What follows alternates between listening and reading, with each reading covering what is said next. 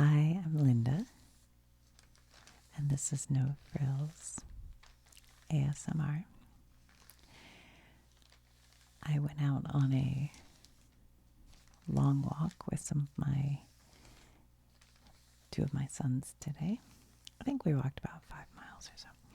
But then on the way home, there was this little antique store that we decided to stop at.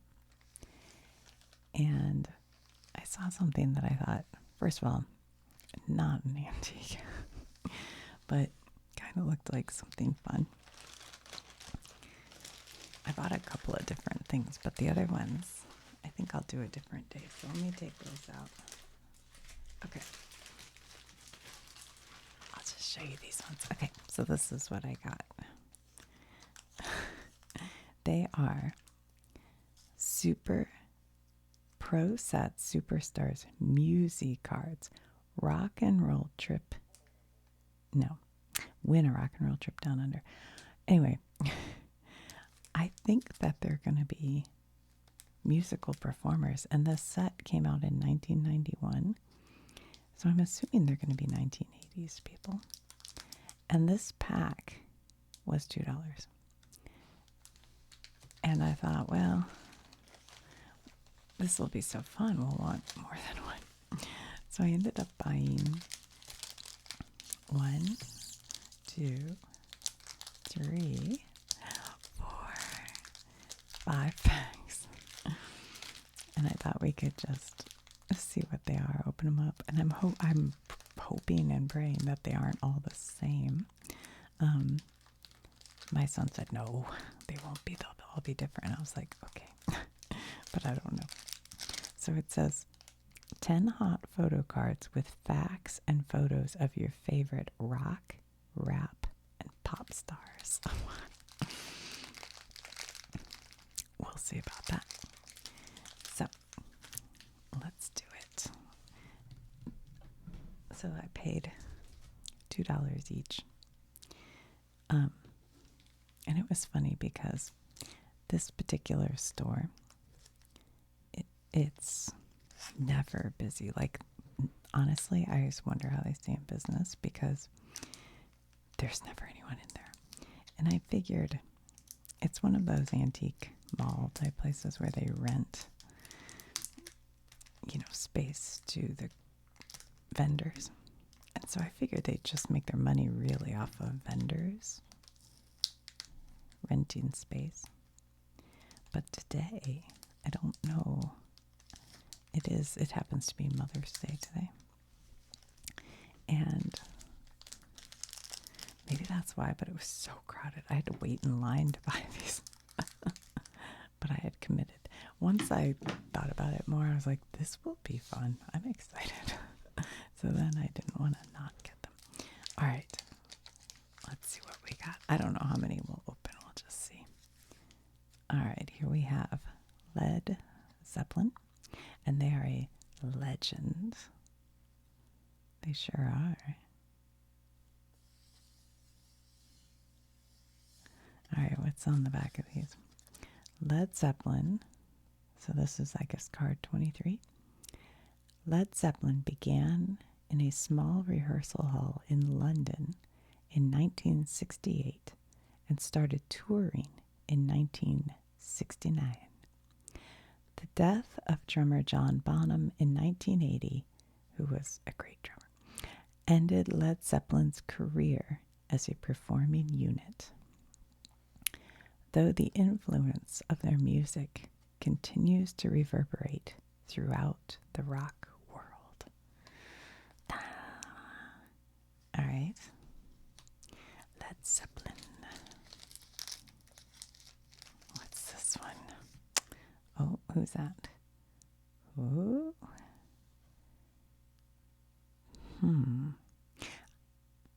This sounds vaguely familiar, but I'm not sure.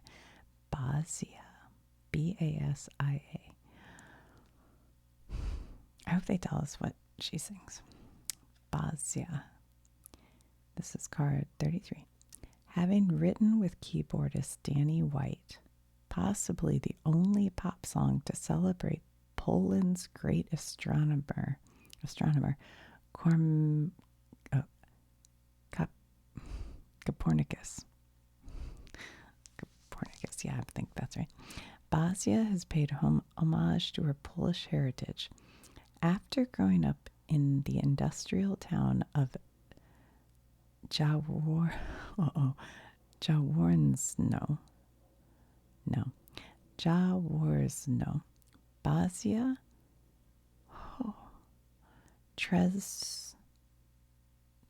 Trzeciolowski moved to London in 1981, teaming up with White. As her album Time and Tide from 1987 became an international bestseller, Basia toured the world and produced a sequel, London, Warsaw, New York. I am going to have to look her. I'm sure I probably know this music. It sounds vaguely familiar, but I can't. I don't know. I can't think of what that would be. Her big hit was about Poland's greatest astronomer, Copernicus. I'm not sure. I don't know. Do you guys know that? I don't know. All right. Next. The Pretenders. In the middle of the road. That's where you'll find me. All right. The Pretenders. Card 2020. Albums. Oh, this one, they list all the albums. The Pretenders, 1980. Extended Play, 1981. Pretenders 2, 81. Learning to Crawl, 84. Get Close, 86. The Singles, 87. And Packed, 1990. Packed, the group's first release after a 2-year breakup, featured 10 compositions by leader Chrissie Hynde, one co-written with Johnny Marr, and a version of Jimi Hendrix's May This Be Love. Hynde also has made guest appearances on 2 albums by the British reggae band UB40. If you ever want to watch a video I made a while ago that were gifts for my son's birthday, I think. I bought him at least 1, maybe 2 UB40 albums, and I talk about them. I like the Pretenders. I can only listen to like 1 or 2 songs at a time, or it starts to sound too redundant to me, but I do like her. And she owns a vegan restaurant in, I think, Akron, Ohio, maybe. Anyway. And in the made-for-TV, I think, movie about the Sex Pistols, she's a character in that in the early days in London, and it's good. It's good. Okay. Who could it be? Oh, Vanilla Ice. I actually had, my uncle gave me, it may have been the cassette tape. I can't remember if it was cassette tape or CD of Vanilla Ice. And I was like, and he gave me Garth Brooks. Those were the 2. And I wasn't familiar. I wasn't a country music person when I was, in the early 90s. But I kept the Garth Brooks, and I ended up really loving that CD. It was No Fences, I think. But the Vanilla Ice, I returned and got my money, or his money anyway, because I was like, I'm never going to listen to this. All right, Vanilla Ice. After debuting in September of 1990, Vanilla Ice's first album, To the Extreme, has become the fastest-selling album since Prince and the Revolution's Purple Rain soundtrack in 1984. That's crazy. Released September of 1990, the album was certified Sextillion Platinum by January of 91. I had no idea it was that big of an album, honestly. The first single, Ice Ice Baby, reached number 1 in the US by November, and also in England, Germany, and Australia by close of December 1990. Ice Ice Baby. That's funny. Yeah, he wasn't a little too corny for me at the time, I think, compared to what I listened to, you know. Okay. What's next? Who is it? Can you name that band? Oh, this is Europe. Oh, no. Some band I've never heard of. Electric Boys. Some hair band. I'm not familiar with. They must have been from England or something. Let's see. Electric Boys. The music of the Swedish Electric Boys is classified by them as being psychedelic funk metal. After guitarist Connie Bloom and bassist Andy Crystal released the hit single All Lips and Hips, they were joined by Franco Santoninoni, maybe, on guitar, and Nicholas Sejval on drums. Their first album, Funko Metal Carpet Ride, 1989, which went to number 5 in Sweden, generated interest about them elsewhere. I've never heard of them. Electric Boys. Anybody? Anyone? All right, so we have 2 now that I'm not very familiar with. Where do I want to put this one? Right here. Okay. Next. Oh.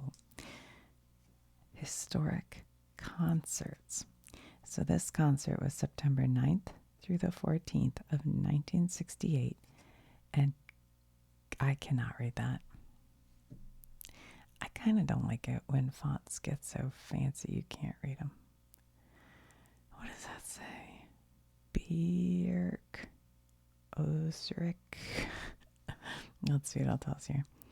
Big Brother and the Holding Company at the Fillmore West, San Francisco, September 9th through 14th, 1968. This says Big Brother and the Holding Company? Is it in another language? I'm so confused. Do you see that? Big Brother and the Holding Company. Hold on a minute. There's only one way to examine something like this. Okay, I can see it better now. It does not say that. It says Burke Kozer Sanzenap. This must be in another language. All right. Let's see what it says. Big Brother and the Holding Company featuring, okay, so this was a concert, I guess, featuring Janis Joplin, possibly the greatest white female blues singer of all time, was at the nucleus of San Francisco's renowned psychedelic community.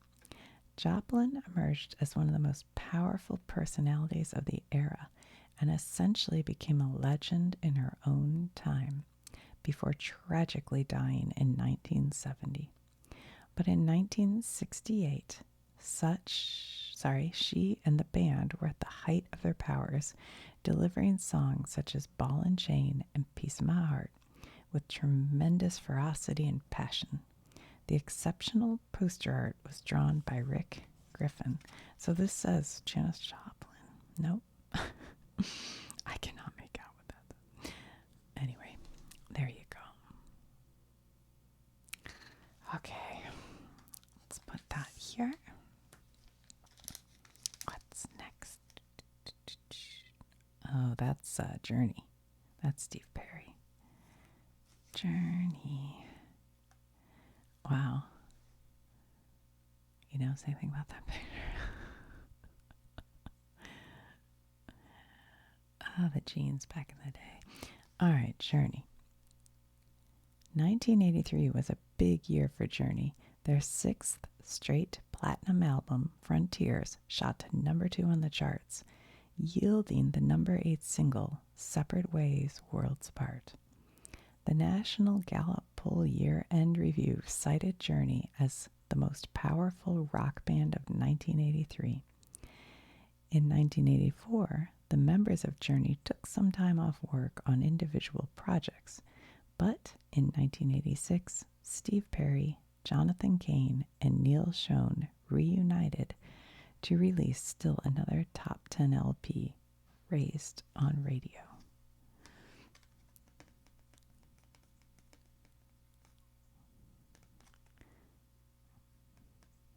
Pretty cool. I think that I think when I was young, Journey was a little light rock for me. Like, you'd hear it at the grocery store sometimes. But also like at the middle school dances, they always played, open arms and stuff like that. And so I wasn't like a fan. But now that I'm older, I can look back and go, oh no, I like that. Although most of them I've heard too many times in my life. You know what I mean? Like, I don't need to hear it. Okay, what's this one? Havana Black, or Havana Black, depending on how you want to say that. Never heard of them. Never heard of them. Havana Black, the Finnish band Havana Black, is faithful to the cause of hard, blues-tinged rock. Lead singer Hanu Guts Leiden says the group's early goal was to play stuff like they used to do in the 60s and early 70s, but with a 90s touch, more aggression. The band traveled to LA in 1989 and released the album Indian Warriors. In 1991 came the LP Exiles in Mainstream. Leiden and guitarist Crazy took the name Havana Black from the side of a cigar box. There you go. Havana, then, I guess. Havana Black. Never heard of them. How many are we up to? 1, 2, 3, 4, 5, 6, 7, 8. So we have 2 more. It feels like 3. Okay. Rigor mortis. Not familiar. That does sound sort of familiar, but I don't. Let's see what they say. Thrash metal band Rigor Mortis was formed in Dallas, Texas in 1983 around the nucleus of guitarist Mike Skakacha, maybe, bassist vocalist Casey Orr, and drummer Hardin Harrison, with guitarist Peter Lee coming aboard in early 1991. The group is known for lightning riffs and shock horror lyrics with song titles like Bodily Dismemberment, Mummified, and The Rack. In 1991, they released Rigor Mortis versus the Earth. Kind of makes me think of Spinal Tap. Okay, I'll put that there. I definitely think there are 2 still in here, at least 2. Let's see if we can name this band. Oh, is this Rat? No, that's not Rat. Oh, that guy looks familiar. I'm not sure. Kicks. I kind of remember Kicks. I feel like they were like a one-hit wonder. They had a lot of albums. Maybe I'm wrong. All right. The hard rock quintet Kicks was formed in Hagerstown, Maryland in 1981. Though thinking of themselves primarily as a live act, they have released 5 albums: Kicks, Cool Kids, Midnight Dynamite, Blow My Fuse, and Hotwire. Members Steve Whiteman, Ronnie Youngkins, that name sounds familiar, Brian Forsyth, Donnie Purnell, and Jimmy Chalfant. Ronnie Youngkins, why is that name so familiar? What does he play? Whoops. Ronnie Youngkins' vocals. I don't know. Seems familiar. All right, I don't know them either. Good grief. I'm surprised. How many I don't know. Let's put this one here. Okay. What do we have now? Dun, dun, dun, dun. Oh, there's 2 more still. Oops. Okay. I can't see well enough. Wait. We're starting to look familiar. Oh. No. I don't know. Violence. What? Who are these bands? Violence. Okay. Formed in San Francisco Bay Area in 1985, Violence combines the fundamental elements of thrash with striking melodies and evocative lyrics. Many of the ideas for tunes on the group's second album, Oppressing the Masses, were garnered from CNN news programs and TV documentaries. Members Perry Strickland, Dean Dell, Rob Flynn, Phil Demmel, and Sean Killian. I don't know them, but they look a little more like 90s than some of the others, I will say. Like these look very 80s to me, but they look more 90s. All right, it feels like we have one more. Oh, what is this? Instant win. Oh, this is for the trip down under. Scratch and win a spot. What if I scratch this and it's actually a winning card? What if? And no one ever cashed it in. The more you collect, the more you save. Instant game win. Scratch and win spot. First prize, a 4-ticket concert pack. Look, grand prize. A musical walkabout down under, including airfare, hotel, and concert tickets. What?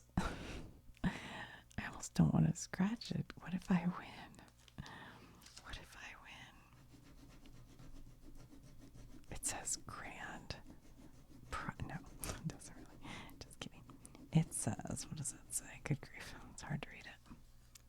I believe it says, you're a loser. It says, sorry, mate, try again. So are these published in Australia, maybe? I don't know.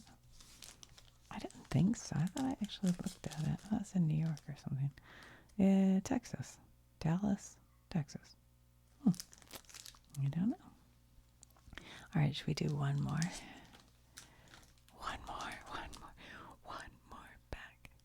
And then if you guys like it, we'll open some more. But if you're like, or nobody watches, I'll just skip.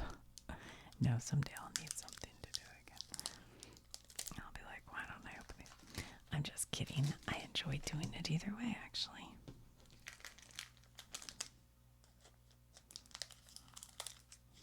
I was talking to my son about, cards and value. And he was talking about how they have to be rated, like the Pokemon stuff, to really have value by this company. And that company is like a big scam. I was like, you should make a documentary all about that. And he said, a lot of people on YouTube already have. So anyway, okay. Let's see if we, that's the Doors. That's Jim Morrison. So do they put the best ones up front? Is that Legends? Okay, so they always give you one Legends card, I guess, up front. The Doors. They all look so tan here, don't they? Okay. After studying classical music at Chicago Conservatory, Ray Manzarek, keyboardist of The Doors, met Jim Morrison at UCLA and started The Doors. Manzarek had spent much of his free time in Chicago listening and watching blues and jazz musicians. The drummer John Densmore grew up in Los Angeles and also studied at UCLA. I guess I have watched The Doors movie a long time ago. I didn't know they were all so well educated. That's kind of interesting. I mean, to go to Chicago Conservatory and UCLA, that's pretty good, right? Okay. Put you guys right there. Next.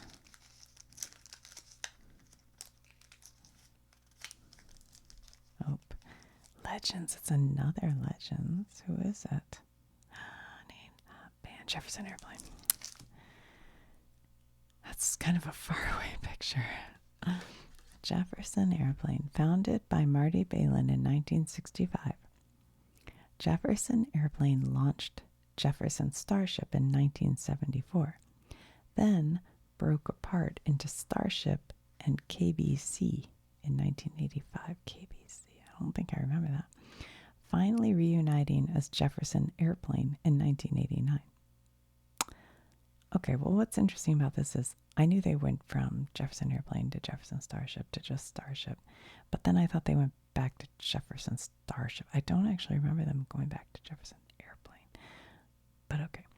During the 1960s, Jefferson Airplane took off through generating adventurous sounds and theatrical performances. Jefferson Airplane had 2 top 10 hits, Somebody to Love and White Rabbit. I was like really into both of these songs for a while. I had them on cassette tape. And I mean, this was in the 80s and these came out in the 60s. And I remember my best friend, she didn't go to my high school. So we just like met up on the weekends because her dad took her out of public school because he felt like she was going down the wrong road. and he put her in this private school, which is kind of funny because private school kids were so much worse. And so we'd always go party around her house. Anyway, it's a whole different story. I mean, these were rich. They were terrible. Way worse than us. But when she heard me listen to this, she was like, "Are you on drugs? Are you on drugs?" It's like, no, I just like the song. She didn't like it. But she listened to like mostly like Bon Jovi.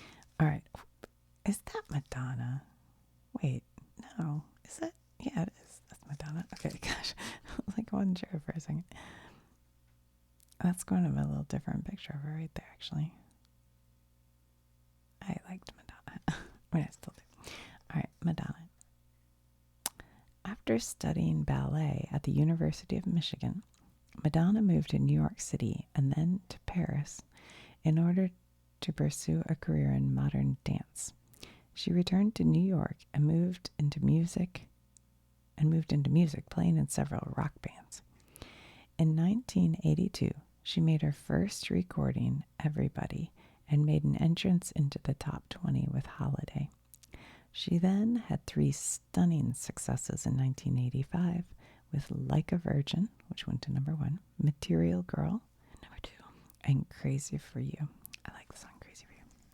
Crazy for you. Touch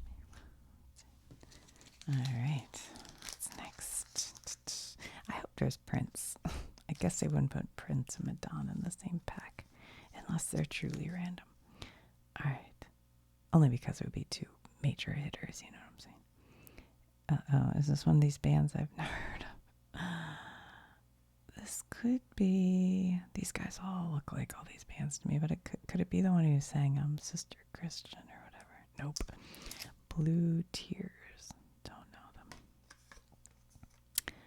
With strong ties to Henderson, Tennessee, the hard-driving rock and roll group Blue Tears emphasizes propulsive 3-part harmony balanced by lyrical melody. The quartet consists of Greg Fulkerson, Michael Spears, Charlie Lauderdale, Brian Hall. Michael characterizes their music as connecting with the youth of today, doing music about real people and real places. I might like this band. I'll have to look them up. I've never heard of them. Charlie Lauderdale. Let me see, which one's he? This guy. Sounds kind of familiar too. All right. Blue Tears. Don't know them. All right, what do we have next?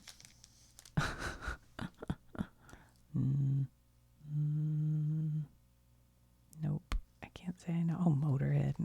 I do know Motorhead, but I don't recognize them. I don't really know them that well, actually.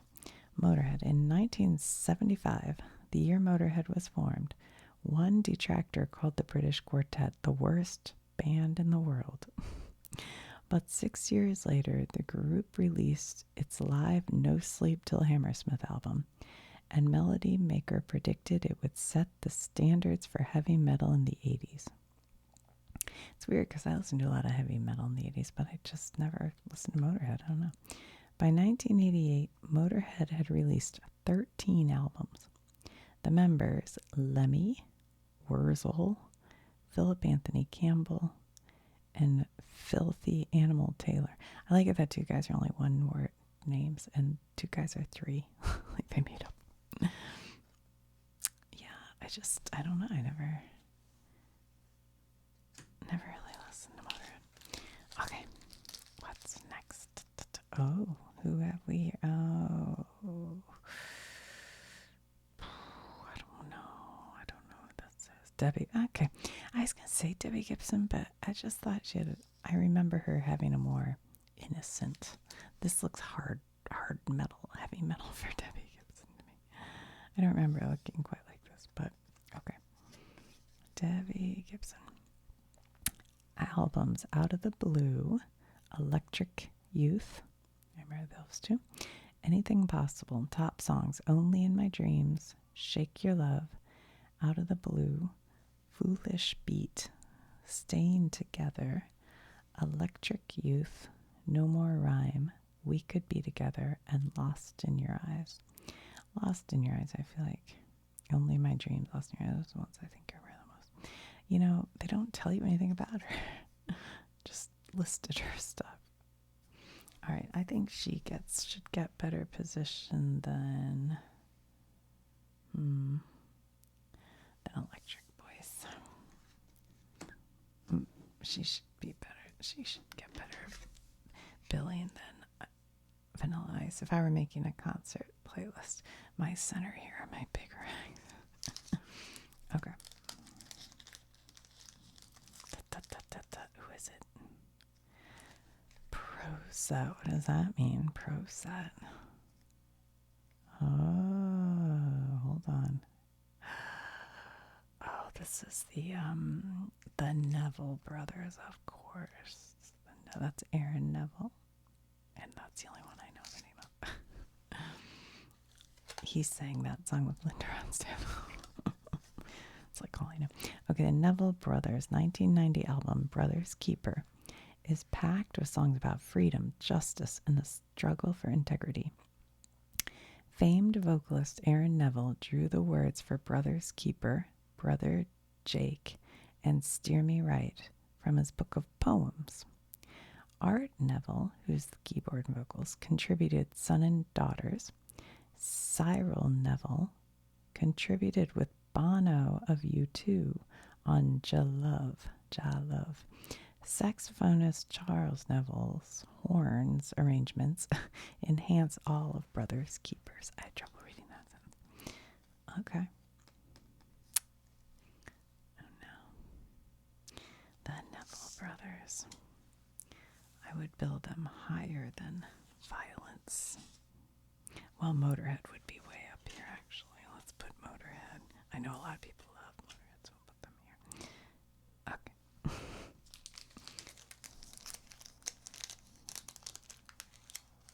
All right, what do we have? Oh, it goes this way.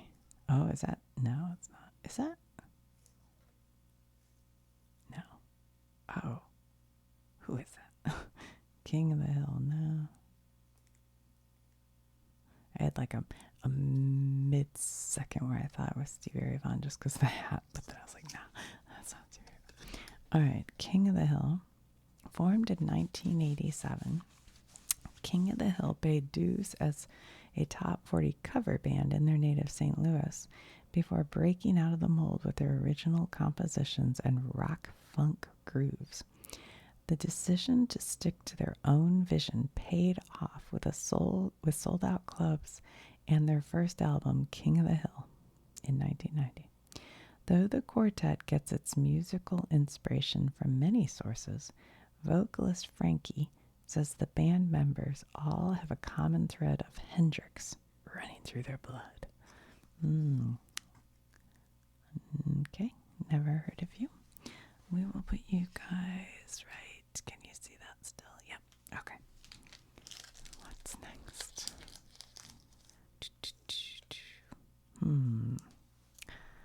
Okay, we got one face. Oh boy, who is this? I don't think I know these people, do you? It is. What? That's Styx? What? Why don't I think that looks like Styx? Hold on a minute.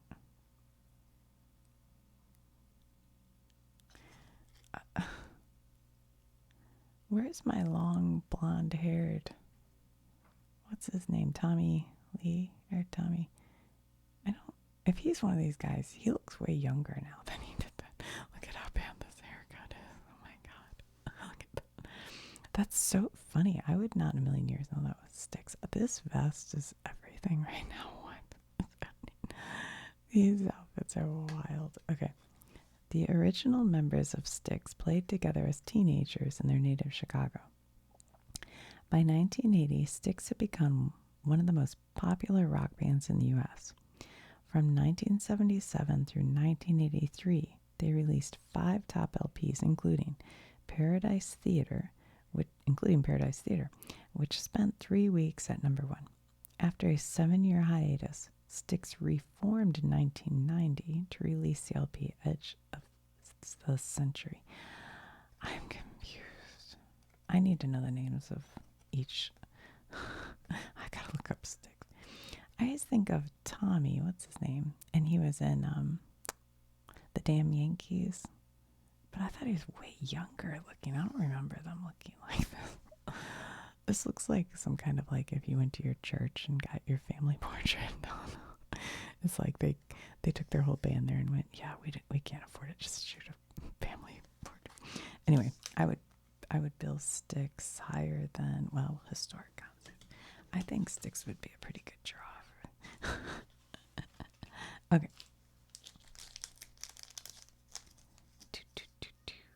Who's this? Oh, I know who this is. I know that this is the band that the guy, what is this? No, it's not. I was wrong. Rat. They were very, very popular when I was in high school. But I wasn't so into hair bands. I was more into like heavier metal. If I was going metal. I also liked Madonna. I had varied taste. Rat, I listened to.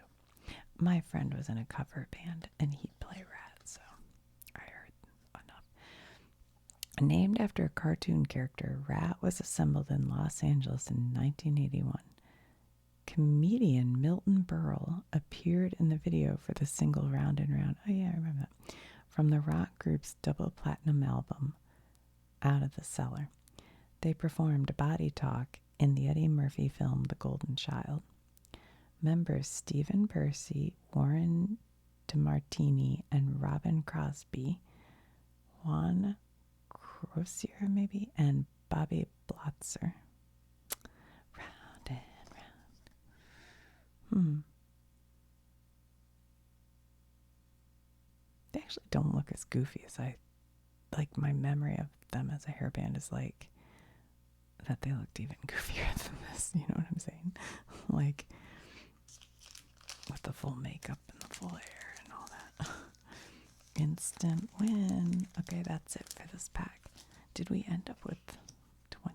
1, 2, 3, 4, 5, 6, 7, 8, 9, 10, 11, 12, 13, 14, 15, 16, 17, 18, 19, 20, 21. So they gave us the extra concert card, I guess. All right, let's see if we won. Did we win?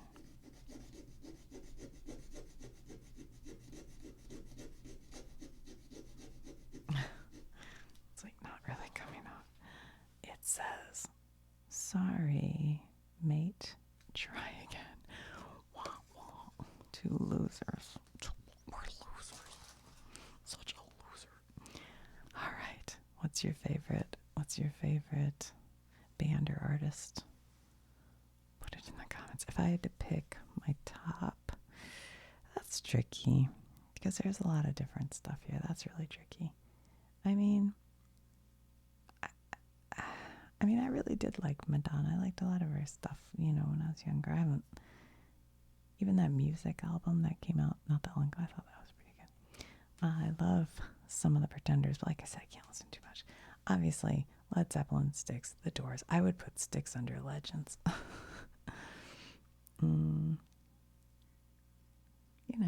A little Journey every now and then. It's okay. I don't know. I'm not sure. Jefferson Airplane. I mean, I do like their old stuff. They got real cheesy in the 80s. the Jefferson or the Starship stuff got a little cheesy, but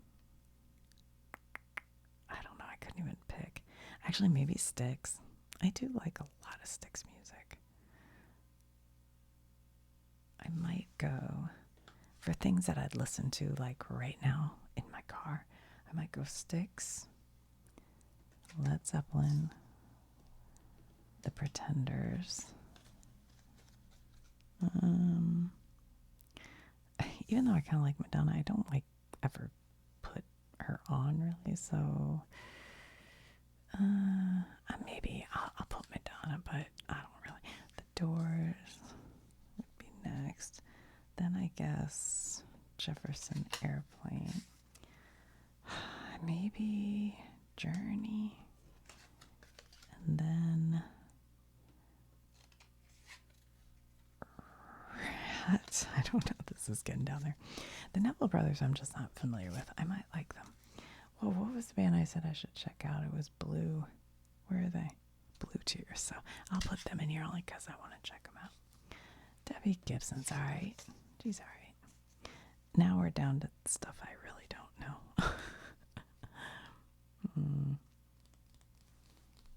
Except I do know Vanilla Ice. Baby. Yeah, I don't know. I guess I'll stick with these. Anyway, alright guys. I hope you enjoyed that. I'll definitely open more in the future.